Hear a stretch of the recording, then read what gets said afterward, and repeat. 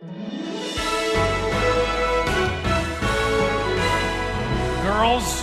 during the early years of the church, until Christianity took root and things changed in the 4th century, they would be left out on the porches where at night they could be carried away by wild animals or brothel owners to be raised as prostitutes or as slaves. And so the 1st century church began going around at night collecting and raising these children. Why? Because there's value in human life, because life is the creation of God, and God, by the way, happens to have a father's heart. That's the gospel.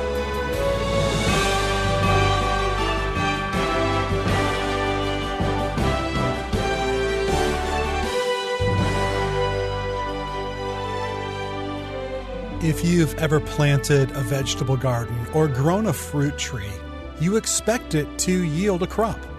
Tomato plants bear tomatoes. Apple trees bear apples. And when they don't, there's some sort of a problem. Well, there's a spiritual analogy to that as well. Spirit-filled people bear spiritual fruits. But if that's the case, then why do so many Christians seem to bear so little fruit?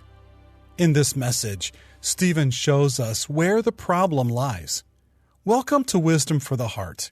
Today, Stephen Davey begins the final message in this series. This is part 1 of a message entitled, Both Sound and Sight. There's something wrong with my cable box in my house. It's unpredictable.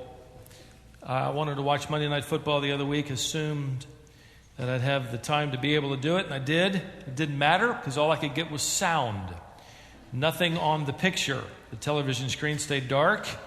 I did everything I knew to do. I hit the menu button, and the menu actually showed up at the bottom, but no screen. But sound. I didn't want to listen to a football game. I have a radio for that. I wanted to watch it, and so I didn't know what to do. I tried everything. I pushed a few more buttons. It got to the point where it was pushing mine. Do you know what I mean by that? Have you ever been talking to your television, thinking it could respond to something like, "Come on, let's go"? The kickoff is I finally had to give up, turned it off, asked God to judge it, and went on and did something else. Then I'm studying the book of James, and one commentator that I've really enjoyed begins his chapter on this paragraph that we're about to study with these words. These are his opening words. To get the maximum enjoyment from your television, you need sound and picture. He missed a football game too. It's bothering him. He's writing commentaries on it. He went on, sight without sound or sound without sight just doesn't work. It's not enough to see the picture with no sound or to hear something but have no picture. Television was designed to deliver both sound and picture. I thought, man, this is great theology. This man understands my life. I like where he's going. Then he makes this application. The Christian life is a lot like television. It's not enough for people just to hear what we say. They need to see a picture too.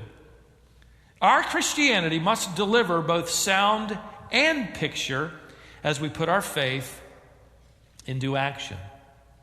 How true.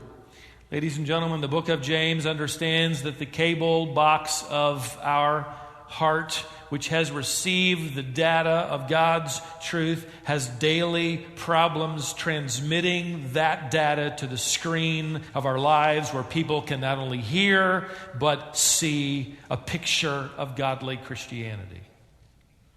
Maybe you've wondered if there was anything that you could possibly do to show that your Christianity is distinctive or different, that somehow the world would be able to notice a difference.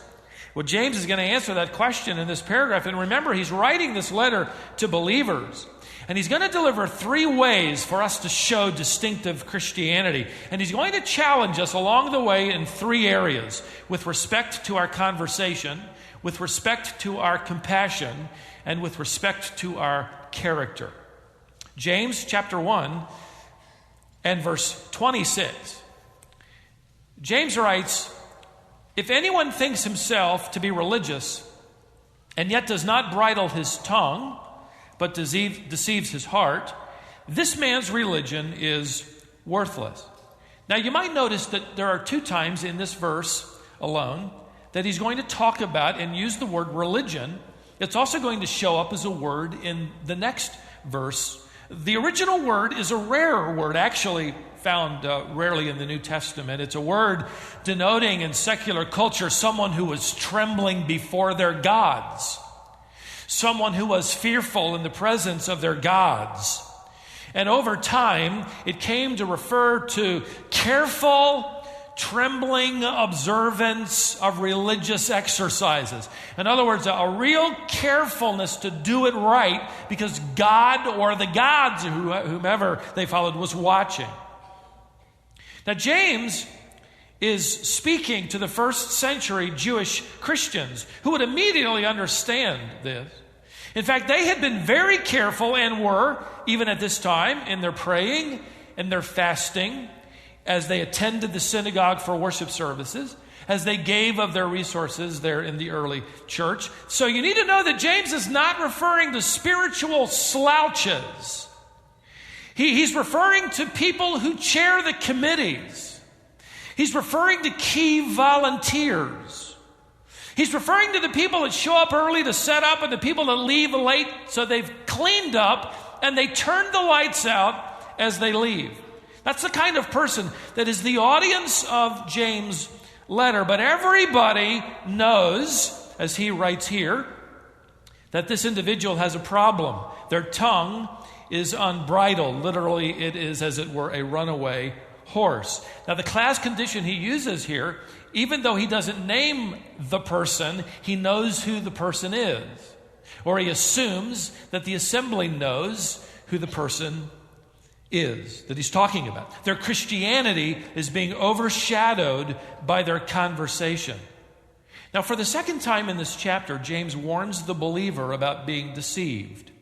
You may remember, if you were with us back up in verse 22, he wrote of the believer who looks into the word but doesn't do anything about it. James calls him an auditor who is deceived. That is, he doesn't do anything about it. He listens, but he doesn't put it into practice. He doesn't want the homework. He wants the advantage of hearing the lecture.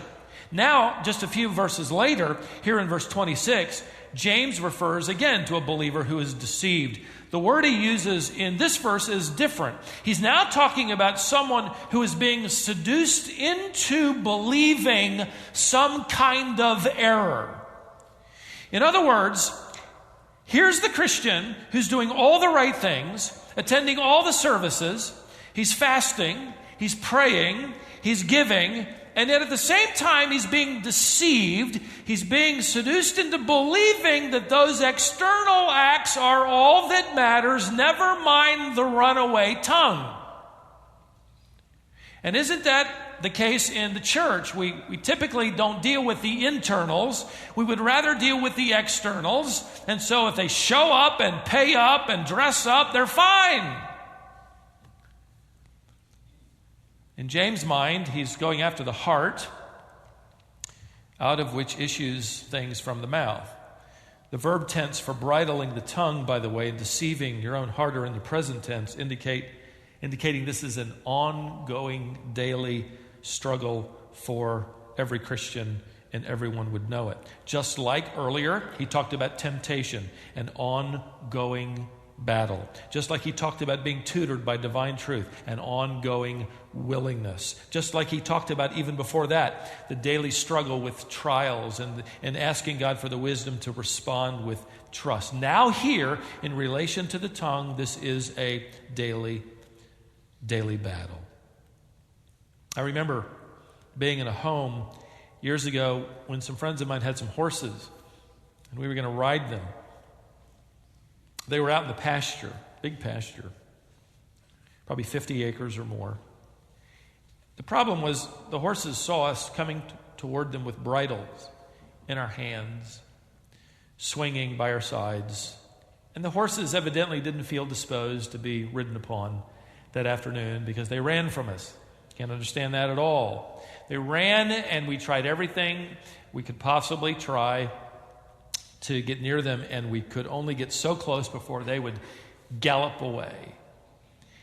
And not one of us got near enough to any one of them to slip a bridle over their heads and into their mouths.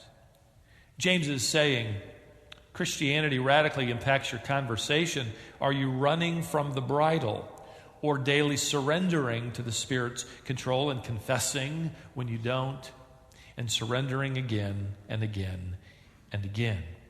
Now, he says here at the end of this text that man's religion, the one who runs from the bridle, that man's religion is worthless.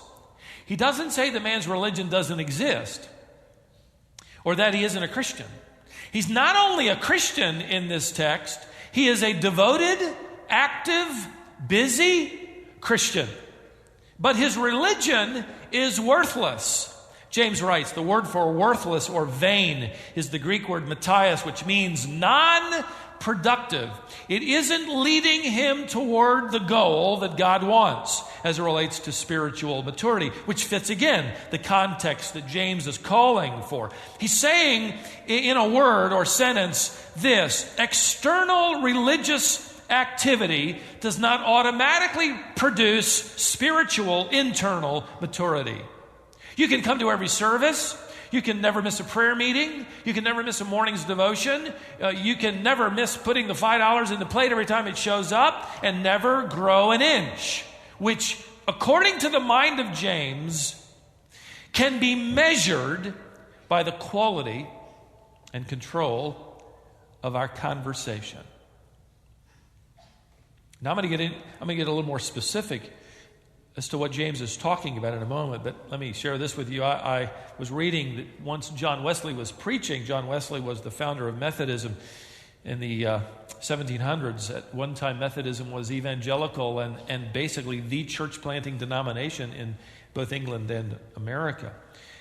He was preaching in an audience that he knew well. In fact, a lady that had a critical attitude and an unkind spirit was sitting on the front row. And through the entire sermon, she sat there on the front row staring at his brand new bow tie. And when the service was over, she came right up to him and said, "Mr. Wesley, the strings on your bow tie are much too long. They are offensive to me." He asked if any of the ladies present happened to have a pair of scissors, and one of them did. He handed the scissors to her and asked her to trim the streamers to her liking. After she clipped them off near the collar, he said, "Are they right now?" She said, "Yes, that's much better now." Wesley said, "Then let me have those scissors for a moment, madam. I must say your tongue is offensive to me."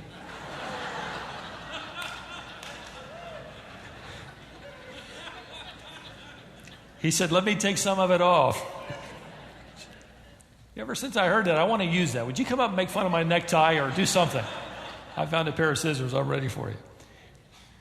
If you want to measure the depth of spiritual maturity, effectively measure, as it were, the length of your tongue. Now, let me say this. I could go from here into all sorts of uses of the tongue and all the different ways the tongue can destroy and deceive and discourage and come up with a lot more D words, and we can all crawl out of here and go cry in our soup. James never tells us what the unbridled tongue is doing. He leaves it blank. He never tells us what it says. Later on, by the way, in chapter 3, James is going to deal with our tongue in detail, so don't worry, it's coming, okay? Because all of us have the same problem. The bridle keeps slipping off. But James has something more specific in mind with the tongue in this context, which I think must be understood. Before I tell you, let me set it up by telling you something else that may be missed here if we're not careful. It's possible to come to the conclusion at the end of reading verse 26 that religious activity doesn't matter to God. That's not what James says. In fact, if you know this text well, you know that James is about to introduce to us religious activity that he says is pure. He's not against religious activity. I believe the way to understand verse 26 is to contrast it with verse 27. In other words, religious activity, verse 26, that serves yourself, that promotes yourself with your tongue, that brags about yourself with your mouth, that constantly turns people's attention to you and what you're doing for God and why you're so important, and on and on and on. James is saying that kind of unbridled speech is fruitless. Yes, you have activity, but the sound doesn't match. On the other hand, verse 27, religious activity that uses the mouth to defend the defenseless. Religious activity that speaks for the needy. Religious activity that cares about those who need help. That is pure. So, of whom should we promote their welfare? Of whom should we defend their rights? Of whom should we speak? This is fruitless religious activity. This is pure. And James will answer that. Here's of whom you should be speaking. Notice verse 27. Pure and undefiled religion in the sight of our God and Father. Make note of that, by the way, not necessarily in the sight of man. Mankind may not care, but you're not doing it for them, you're doing it for God. Pure religion and undefiled religion, that is, in the sight of God and our God and Father, is this: to visit orphans and widows in their pressure, in their distress, and to keep oneself unstained by the world. Now keep in mind, James is not telling people that if they want to get into heaven, they need to start a visitation program to orphans and widows and keep themselves pure and unspotted from the world. He's not talking to people who need to be saved. He's talking to people who are. But there's a disconnect, as it were, in the cable box. There is sound, but nothing to see. James is saying we need to measure our maturity in light of these things. In other words, if you're growing in Christ, your Christianity will impact not only your conversation with others, you won't be the subject of conversation. It'll also impact your compassion toward others.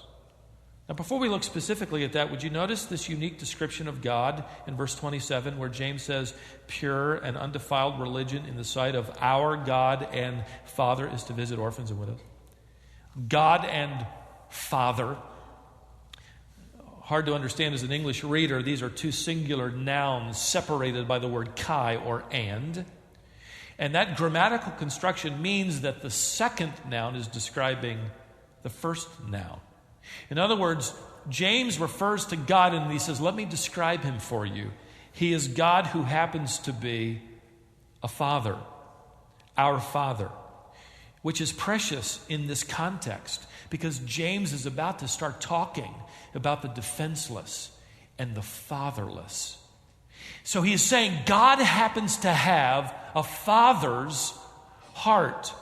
David the psalmist wrote, a father of the fatherless and a defender or a judge of the widows is God in his holy habitation. So James is basically saying that if you want to pursue Christian activity that really impresses God and reveals you are growing into the likeness of Christ, you will demonstrate parental care and compassion, and specifically in these two areas. Orphans and widows. In the first century, there was no life insurance. There were no welfare programs. In fact, there were great needs surrounding the early church as soon as it was created. Now, these aren't the only two classes of society that needed compassion. In fact, it's interesting as you trace the history of Christianity. Christianity was the primary influence as it gained acceptance and a hearing in the Western world, establishing hospitals, founding orphanages, starting rescue missions, building almshouses for the poor, opening kitchens for the hungry. It was the Christian who chartered societies for the poor, Christians who chartered societies for the homeless, who built infirmaries for the mentally handicapped and the physically disabled and the elderly. It was the Christian who was passionate about changing laws to free the slave and protect the child from cruel labor at the hands of cruel adults, and on and on and on. Listen, you need to understand that the Western world is what it is because of Christianity. The Western world did not produce Christianity. Christianity produced the Western world. Sure, go ahead. Why not? And you won't hear that in sociology or history either. You'll hear it here perhaps for the first time. 350 years before the birth of Christ. Plato said, "A poor man who is no longer able to work because of sickness should be left to die." He was the great philosopher. 150 years later, another philosopher by the name of Plautus argued that to feed a beggar was doing a disservice to yourself because you gave something away you should have kept. And it's a disservice to the beggar whose life you merely prolonged for more misery. When the city of Alexandria was hit by plagues, the Romans abandoned their children, their parents, their citizens, and fled the contagious disease. It was the Christian who stayed. In fact, Julian the Apostate, the Roman emperor who called Christians Galileans as a way to scorn them, he called Christ the Galilean. He said, "These Galileans are the ones who do service in relieving both their own poor and ours." In other words, we can't quite figure out what it is about these Christians so that they actually risk their lives for the sake of people who do not belong to them, when our people leave those who belong to them for the sake of their own health.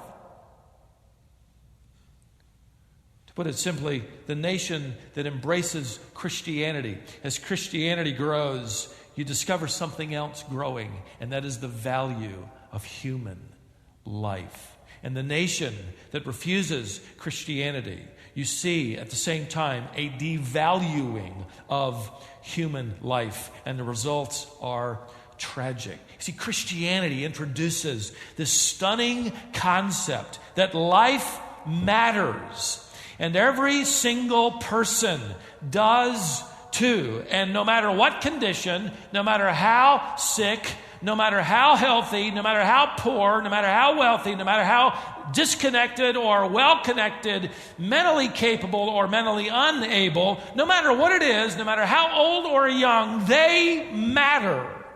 And Christianity provides this rather radical impact in the culture that accepts it, and that culture changes. Medical historians, whether they're Christians or not, admit, and I'll read from one of them, who said, quote, "Before the birth of Christ, the spirit towards sickness and misfortune was not one of compassion. The credit of ministering to human suffering on an extended scale belongs to Christianity." And if this is the first time you've ever heard that, you ought to pick up a book like The Way Christianity Changed the World, and it just traces historically everything from hospitals to orphanages. This issue and this problem of the devaluing of human life belongs to the God of this world who hates life. He's a destroyer. He's a killer. He's a deceiver. The believer loves life, seeks to enhance life, protect life. This wasn't unique in Rome. Travel around the world during the time of Christ, and you'll bump into a Japanese priest who, for instance, maintained, they did as a collective group, because of their theology, that the sick and needy were actually odious to their gods and prevented the wealthy from helping them. In India, in fact, to this day, there are millions and millions of people who are designated to be unhelped because of their class.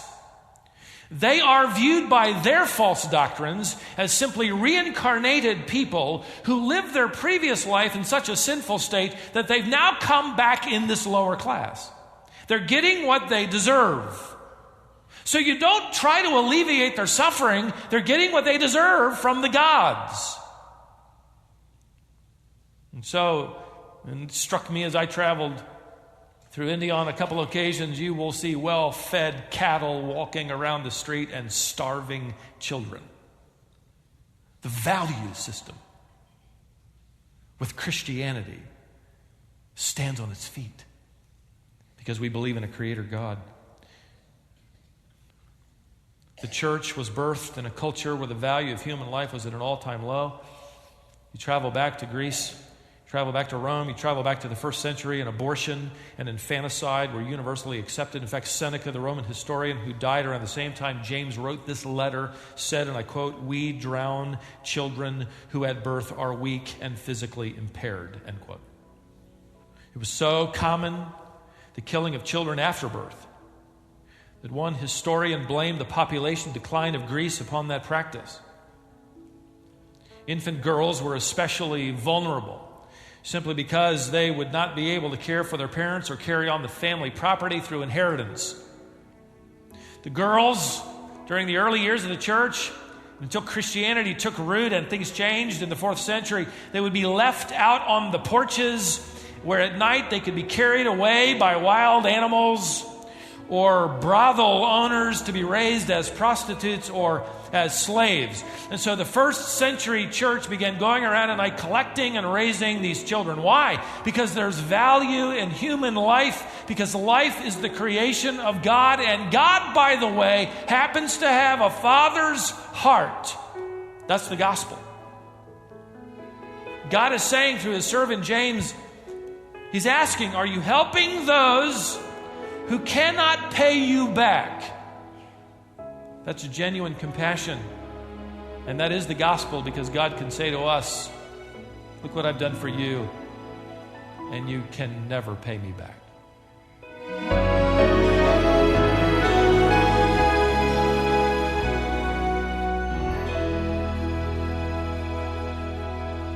We're not done with this message, but we're almost out of time for today.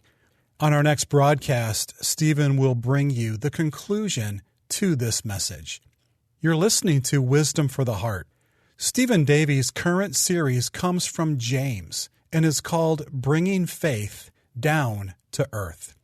We have a companion resource I want to make you aware of. Stephen has written a commentary on the entire book of James. It's his practical and pastoral exposition of this great book. During this series, we've been making it available at a very special rate. This book is a great resource to help you dive deep into this important epistle. We've also had several people use it as a guide for a group Bible study. Again, it's available today at a special rate, and you can order as many copies as you need. Our website is found at wisdomonline.org. That's wisdomonline.org. You can also call us at 866-48-BIBLE. That's 866-482-4253. And I hope we hear from you today. As I mentioned, we will conclude this lesson on our next broadcast. So join us then for more wisdom for the heart.